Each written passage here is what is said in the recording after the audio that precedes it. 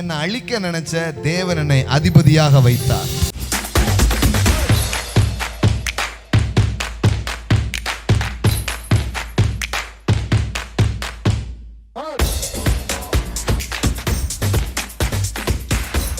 என்னை இவ்விடத்துக்கு வரும்படி விற்று போட்டதினால் நீங்கள் சஞ்சலப்பட வேண்டாம்.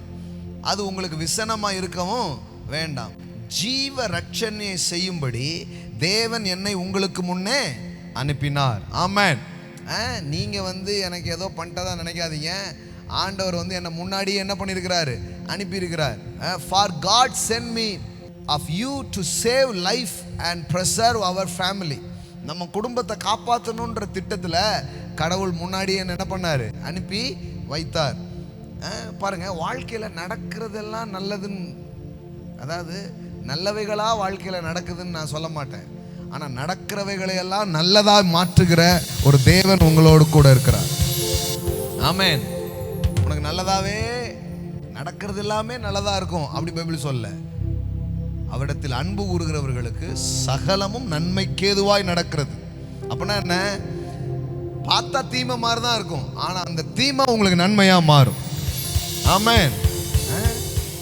உங்கள் வைத்தறிச்சல் தாண்டா என்னை வாழ வைக்குமாங்கல்ல, அது மாதிரி யோசேப்பின் சகோதரர்கள் செய்த தீமைகள் யோசேப்புக்கு நன்மையாக மாறினது. ஆமென்.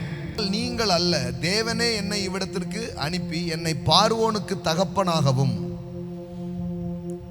அவர் குடும்பம் அனைத்திற்கும் கர்த்தனாகவும் எகிப்து தேசம் முழுமைக்கும் அதிபதியாகவும் வைத்தார்.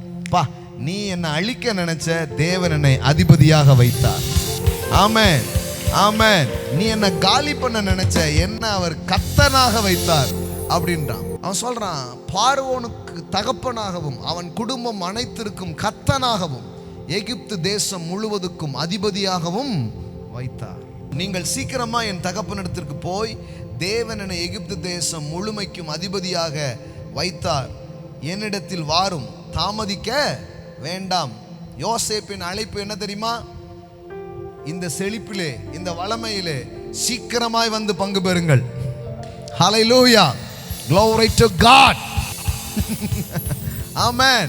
You shall live in the land of Goshen, the best pastures land of Egypt. ஜோசஃபுடைய தாட்ஸ் பாருங்க, தனக்கு ஒஸ்ட்டை கொடுத்தவங்களுக்கு பெஸ்ட்டை கொடுக்குறான். ஆமென். எதிரியை பழி வாங்குவதற்கு இதை விட சிறந்த வழி எதுவும் இல்லை.